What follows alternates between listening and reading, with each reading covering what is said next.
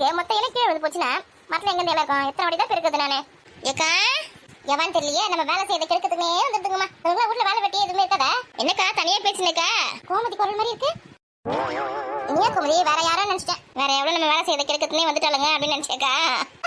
அப்படிலாம் ஒண்ணு இல்ல கோமதி. சரிக்கா சரிக்கா. இந்த மரத்துல ஒரு இலை இருக்க மாட்டேங்குது. அடிக்கிற வெயிலுக்கு மரத்துல இலை இருந்தா கொஞ்சம் நாலு வேலை ஏதாவது இருக்கும், மரத்துல உட்காரலாம். மொத்த இலை காத்துல விழுந்து போது நானும் பெருக்கி பெருக்கி விடுறேன். இலைங்க விழுந்துனே இருக்குது. என்ன பண்றது? காத்து அடிக்குதுலக்கா வெயில் காலத்துல இலை எல்லாம் விழுந்தா சேர்த்து திரும்பவும் வளரும். ஆமா இலை கீழே விழுந்தா திரும்பவும் புது இலை வளரும். பெருக்க முடியலையே, பெருக்கி பெருக்கி கையே வலிக்குது எனக்கு. நீங்க வீட்டை சுத்தி மரம் வச்சிருக்கீங்க, உங்களுக்கு வெயில் காலத்துல கொஞ்சம் நல்லா இருக்குது, நல்லா கூலிங்கா இருக்குது வீடு. இலை விழுது பெருக்கிறது மட்டும் தான் கொஞ்சம் கஷ்டமா இருக்கு. மரம் எல்லாம் ரொம்ப கஷ்டக்கா இந்த வெயில் காலத்துல. இதான் நானே நிறைய மரம் வச்சிருந்தேன், மாமரம் புளிய மரம் நிறைய வச்சிருந்தேன். அதுல பாதி வெட்டிட்டேன், எனக்கு கொஞ்சம் தான் மீதி இருக்குது. அதே என் வீட்டுக்கார வெட்டி தான் சொன்னாரு, நான் விடவே இல்லையா. மரம் எனக்கு வேணும்னு சொல்லிட்டு அடம் முடிச்சு வெட்டக்கூடாதுன்னு நீ பட்டி வச்சுக்கலாம். மத்தியம் ஒரு மரத்தை ஈஸியா வெட்டிடுறோக்கா. ஒரு 10 நிமிஷம் ஆகுது. ஒரு மிஷின் ஒன்று வச்சுக்கிட்டு அத்தை போட்டுடுறாங்க. ஆனா அந்த மரம் வளர்றதுக்கு எவ்வளவு வருஷம் ஆகுது? எப்படி வந்தாலும் ஒரு 10 வருஷம் 20 வருஷத்துக்கு மரம் இல்ல நம்ம வீட்டை சுத்தி இருக்குது. 20 வருஷத்துக்கு மேல ஒரு மரத்துக்கு வயசு ஆகுது தெரியுமா? 5 நிமிஷத்துல வெட்டி கழிச்சிருவாங்க. வளர்க்கறதுக்கு எத்தனை வருஷம் ஆகுது? அதனால சண்டை போட்டு மரத்துல வெட்டக்கூடாதுன்னு வச்சுக்கிறேன். இப்ப மாமரம் தென்னை மரம்னாக்கா நம்ம வச்சுன்னா நம்ம இருக்கும்போது ஒரு 5 வருஷத்துல அப்படியே காய்ச்சிடும். அதுக்கப்புறம் நம்ம பசங்க நம்ம பேர பசங்க எல்லாமே வந்து அதுல இருந்து பழம் மாம்பழம் அதெல்லாம் அவங்களுக்கு கிடைக்கும். அதுக்கப்புறம் தேங்காய்லாம் கிடைக்கும். அதெல்லாம் தலைமுறைக்கு வரலக்கா அந்த மரம்னா. ஆமா கோமதி, புளிய பார்த்தா கண்ணீர், தண்ணியை வச்சா இளநீர் சொல்லிருக்காங்களே, சும்மா சொல்லியிருக்காங்க பழமொழி.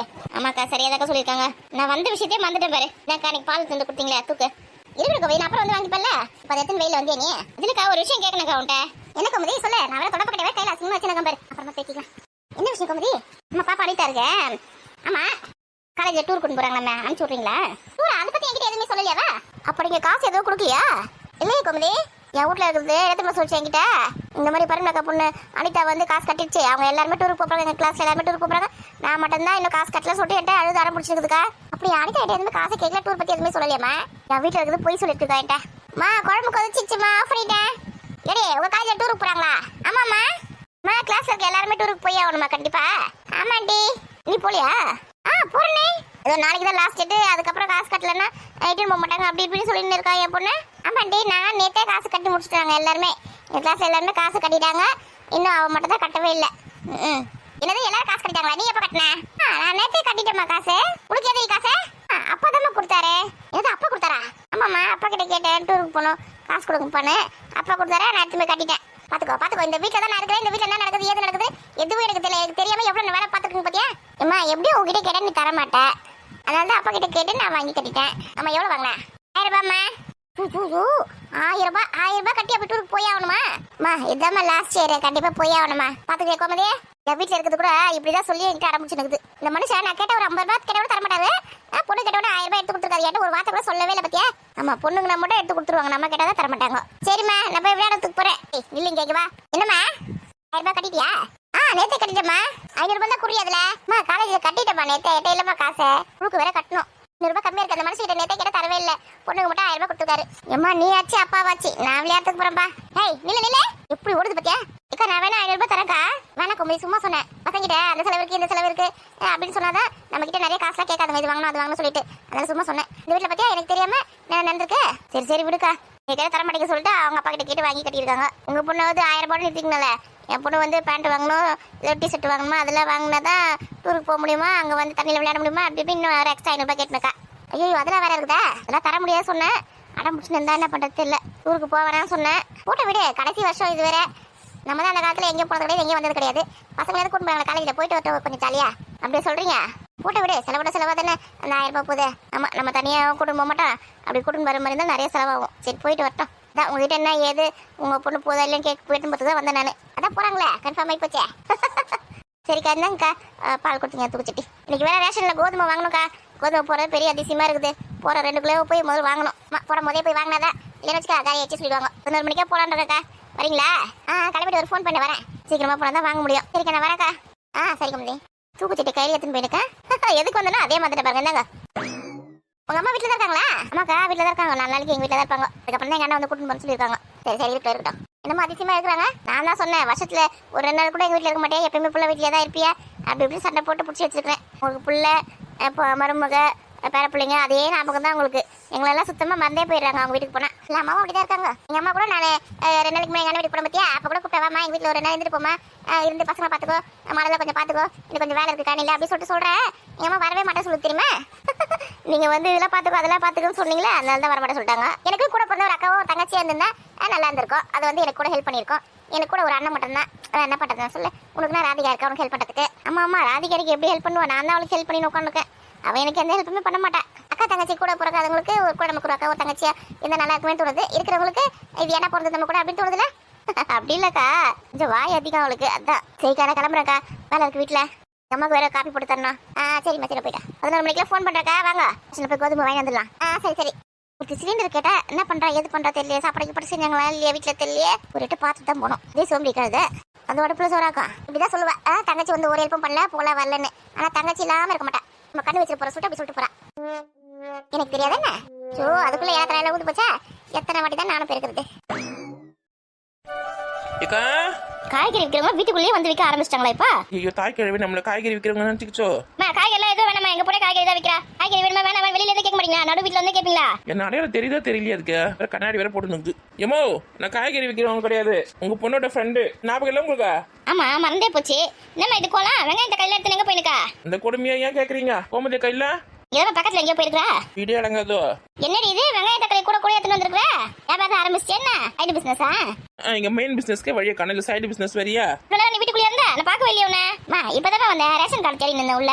நான் வந்து நீ கவனிக்கவே இல்லையா? உங்க அண்ணன் கிட்ட ஃபோன் பேசினேன் நான் கவனிக்கவே இல்லையா? என்ன எப்போ வருதாமா? அண்ணன் வீட்டுல இருந்து கிளம்பிட்டானா? என்னோட ட்ரெஸ் மட்டும் எடுத்துன்னு சொல்லிருக்கேன். அதுக்கப்புறம் ராதிகா தேங்காய் கேட்டா அதை எடுத்துன்னு சொல்லிருக்கேன். ராதிகாக்கு வேற வேலை வெட்டியே கிடையாது. அண்ணன் கிட்ட இருந்து அதை எடுத்துனுவா இதை எடுத்துனுவான்னு சொல்லி வாங்கிடுவா எல்லாத்தையும். எனக்கு அப்படி ஒரு 10 தேங்காய் போட்டு எடுத்துன்னு சொல்லு.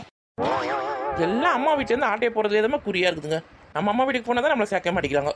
சொல்லிட்டேன் 2 பேருக்கு தான் எத்தனை சொல்லிருக்கேன். நம்மளை பத்தி இங்க யாரா கடுக்குறாங்களா, என்ன வெயிட் தூக்கி வச்சுருக்காங்க, என்ன இறக்குதுங்களா, 2 கதை பேசிட்டு இருக்குதுங்களா? ஏக்கா இறக்கி வைக்கா இதெல்லாம் எதுக்கு நீங்க வெங்காயத்தை கல்ல தூக்கி வந்துக்கிறீங்க? யோ என் மாமியார் என்ன சித்திரவதை பண்ணதுக்கு அடுப்புல சோறாக்க சொல்லியே. அடுப்புல சோறாக்குறது சித்திரவதையா? நான் அந்த காலத்துல இருந்து அடுப்புல தான் சோறாக்குவேன். நீ ஆக்குவ கிழவி, என்னால ஆக்க முடியுமா? என்னது? அது ஒண்ணும் இல்லம்மா அடுப்பை தச்சா கண்ணுல இருந்து புகையா வருது, ரொம்ப கஷ்டமா இருக்கு. அதான் வெங்காயத்தை காலையில் எடுத்துன்னு வந்து கோமதி அக்கா கிட்ட கொடுத்துட்டு கோமதி அக்கா பிரியாணி செய்ய சொல்லி சாப்பிட்டு போலாம் சொல்லிட்டு வந்தேன். இதைத்தானே எதிர்பார்த்தேன்.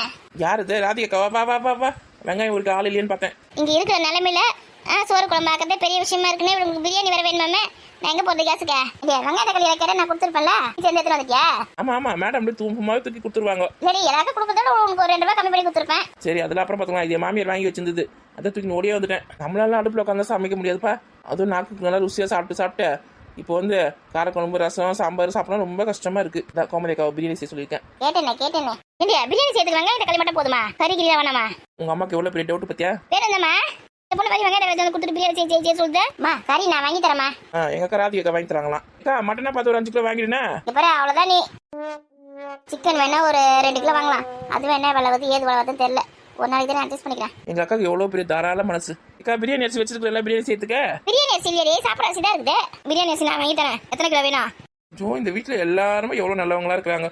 இந்த வீட்டுல வந்து நான் பிறந்திருக்கலாம். பிரியாணி சொல்றதுனால தான் வாங்கி தரேன். ஓகே எங்க ஆத்தாக்கு எவ்வளவு நல்ல மனசு. எங்க வீட்டுல கொஞ்சம் கேஸ் தான் இருக்குது. எதை வச்சு சமைக்கலாம் முடியாதுடி. நானே பால் காய்ச்சதுக்கு குழம்பு சுட வைக்க தான் வச்சிருக்கேன். இப்ப ஓவரா சீன்ல போட அதை அடுப்புல செஞ்சுக்கலாம். அடுப்புலையா? கட்டை இல்லையா என்கிட்ட? ஐயோ பெரிய இம்சமா இது. கிட்ட பிரியாணி சாப்பிட ஆசைப்படுறது முதல் குத்தம் இருக்குது. மொத்தத்தையும் எடுத்துன்னு போயிட்டு என் மாமியார்கிட்ட கொடுத்து போறேன். இது தக்காளி தொகை ஏதோ ஒன்று வச்சு தொலைன்னு. கேஸ் இல்லையா, அடுப்பு இல்லையா, கட்டை இல்லையா? கட்டை தானே எங்க வீட்டுல நிறைய இருக்குது. எடுத்து கொடுக்குறேன். தென்னை உலங்க மட்டங்க கிட்டங்க நிறைய உண்டு கிடக்குது. அப்படின்னா பரவாயில்ல. ஏன்னா என்கிட்ட நிறைய கட்டளை கிடையாது, கொஞ்சம் தான் வச்சிருக்கேன். இந்த கேஸ் வர எப்போ வரும் ஏது வரும் தெரியல. சமைக்கிறதுக்கு வேணும் இல்ல, மாமாக்கு வேற சாப்பாடு கட்டி கொடுக்கணும். இதுல கேஸ் காலி பண்ணா ரொம்ப கஷ்டமா போயிடும். கட்டை எடுத்து வந்து கொடுத்து அடுப்புல வச்சு பிரியாணி செஞ்சிடலாம். அதான் கறி வாங்கி தருவாங்க, அப்புறம் வந்து அரிசி வாங்கி தருவாங்க, பிரியாணி செய்யறதுக்கு எல்லாமே ரெடி பண்ணி தருவாங்க. ஆனா இங்க கட்டை தான் கேஸ் தான் இல்லாம ரொம்ப கஷ்டமா இருக்குதுல்ல. என்ன கொடுமுடா சாமி. சரி மடமடன்னு செய்யுங்க, பசிக்குது எனக்கு. என்னமாடா எனக்கு கூட பசிக்குது. 2 இட்லி தான் சாப்பிட்ட காலையில. எல்லாம் குத்துக்கல்லுமே நின்று வேடிக்கை பார்க்குதுங்க தவிர வெயிட் இறக்க மாட்டேங்குது முடியுமா? நீ அவ்வளோ ஐட்டம் எப்படி இறக்க முடியும்? இறக்கிட்டுல மாய முடுங்க. ஆட்டோ மடமடன் வேலையை பாருங்க. அக்கா ஓடி போய் கறி வாங்கினப்போ. நான் காசு தரேன், நீ போய் வாங்கி வந்துடுறியே. ஆமா நீ நடந்து போய் கறி வாங்கறதுக்குள்ள பொழுதே விடிஞ்சிரும். குடு நான் ஒரே ஓட்டம் ஓடி போய் வாங்கி வரேன். தாயே கொஞ்சம் வெங்காயம் தக்காளி உச்சி வை, இஞ்சி புண்ணல கொஞ்சம் ரெடி பண்ணி வை பேஸ்ட் அரைக்கிறதுக்கு. அதெல்லாம் 5 நிமிஷம் வேலை, நான் சாப்பிட்டா செஞ்சிருவேன். பார்ப்பா எல்லாம் எக்ஸ்பீரியன்ஸ் இல்ல. ஆமாடி இந்த வயசு நான் எவ்வளவு பேர் சோறாக்கி போட்டுருப்பேன். எக்கா கேட்டீங்க நம்ம அம்மா சோறாக்கி போட்டுச்சான். நம்ம இருக்கும்போது ஒரு வேலை கூட செய்யாத. கழனி வேலை மட்டும் தான் செய்யும். அப்பா கூட வேலை செஞ்சிருக்கோம். நான் கூட போய் சுத்தி நிற்க கழனி இல்ல. வீட்டுல இருக்க மொத்த வேலை நம்ம தான் செஞ்சுன்னு இருப்பான். நம்ம அம்மா செஞ்சுதான். எப்படி சொல்லிட்டு எத்தனை பேர் சோறாக்கி போட்டேன்னு. இவங்க பாத்தியா இவங்க பிறக்கும் போது எனக்கு எல்லா வேலை செஞ்சு கொடுத்த மாதிரி பேசிருக்காளுங்க. சரி சண்டே ஆரம்பிச்சிங்களா? அப்படிதான் உட்காருங்க. போய் கறி வாங்கின்னு ஓடி வந்துடுறேன். வந்த பிறகு உங்களோட கதை மொத்தத்தையும் சொல்றீங்க. இன்னைக்கு எனக்கு கதை கேட்கணும்னா ரொம்ப பிடிக்கும். நான் வாழ்ந்த கதை வளர்ந்த கதை எல்லாத்தையும் சொல்றேன். நான் போய் முதல்ல அரிசி கழுவி வைக்கிறேன். ஐயா சாப்பாடு செய்ய போற? ஐயோ அரிசியை கழுவி ஊற வைக்கிறேன்டியே. அப்புறம் சாப்பாடு வச்சுல நீ ஒன்றும் பிரியாணி செய்யல. அதான் தாய் வந்து காசு சொல்லிட்டு அரிசி வாங்கிறதுக்கு காசு கொடுத்து வேற. இந்த பொண்ணு ஏம்மா கத்தையை வச்சுக்குது. ஏம்மா காசு உங்ககிட்ட காசு எதுமா? நம்மள மாதிரி இன்னொரு நாள் வேலைக்கு எங்கன்னா போதும். நான் வேலைக்கு எங்கடி போறேன்? உங்க அண்ணன் தான் கொடுத்துட்டு போனா போகும்போது செலவுக்கு வச்சுக்குமானே. இல்ல கறி வாங்கிக்கோ, அப்படியே அரிசி வாங்கிக்கோ, வேணா வேணுமா வாங்கிக்கோ. பிரியாணியில் ஒரு பொருள் மிஸ் ஆகக்கூடாது, எல்லாமே போடணும். இந்த மாதிரி மகாலட்சுமி இருக்கும்போது பிரியாணியில் எதுனா ஒன்று குறையுமா? கொடுங்க. வந்த மகாலட்சுமியே நீ வந்ததால நானும் இங்க நானும் ரஜினியே. சரி இருக்க வெயில் ஏறினே போதும். ரேஷன் கடைக்கு போய் கோதுமை வர வாங்கணும். மரமா சமைச்சு முடிச்சுட்டு போறேன். சீக்கிரம் வேலையை பாருங்க. பிரியாணி செஞ்சு வச்சுட்டு நீ எங்க இருந்தாலும் கிளம்புற. கோதுமை வாங்குறேன், அங்க வாங்குறேன், இங்க வாங்குறேன், எங்கன்னா போன வச்சு அவள் தான். நீ போறது 2 கிலோ கோதுமை, அது போய் வாங்கினா தானே சப்பாத்தி செய்ய முடியும். நான் கூட போய் லைன் நின்று உனக்கு வாங்கி தரேன். தயவு செஞ்சு எனக்கு நல்லபடியாக சூப்பராக பிரியாணி செஞ்சு கொடு. நாக்கில் செத்து போய் கிடக்குது. கேஸ் ப்ராப்ளத்தினால கொஞ்சம் கொஞ்சமாக கேஸ் இதுவாகணும்னு சொல்லிட்டு எங்கள் அத்தை கொஞ்சம் கொஞ்சமாக காரக்குழம்பு, தக்காளி தொக்கு, ரசம், மோர் அப்படி இப்படின்னு போட்டு நாக்கு செத்து போச்சு. இன்னைக்கு ஒரு புட்டே. காசு கொடுங்க மகாலட்சுமியே. நல்லா லெட்டு பீஸா வாங்கி வா. இது லெட்டு பீஸா அப்படின்னா? கோழி காலை கோழி தொடையா அப்படி குண்டா இருக்கும் பாரு. எலும்பு அப்படி கையில பிடிச்சி அப்படி பிச்சு பீழ்ப்பாங்க பாரு. அதெல்லாம் போட்டா பிரியாணி சூப்பரா இருக்கும். நீ பாட்டுன்னு தோல் கிலோ வாங்கி வந்து போடாத. நல்லா வாட்டப்பட்ட தாய்க்கிளி போல. உங்களோட ஆசையை நிறைவேற்றது தான் என்னோட முதல் கடமை. நான் ஒரு ரோஸ் மில்க் மட்டும் வாங்கி குடிச்சிக்கிட்டுமா அந்த காசுல? குடிச்சிட்டு அப்படியே ஒரு பாசம் வேலை இருக்கு. பஞ்சகம் இல்லாத வயிறு வச்சிருக்குமா இந்த ஆத்தா. என்ன மாதிரியே இருக்கு. நான் கூட வயசானா இந்த மாதிரி தான் ஆயிடுவணும். இவங்க குள்ளமா இருக்காங்க, நம்ம ஹைட்டா இருப்போம். டைம் ஆகுதே.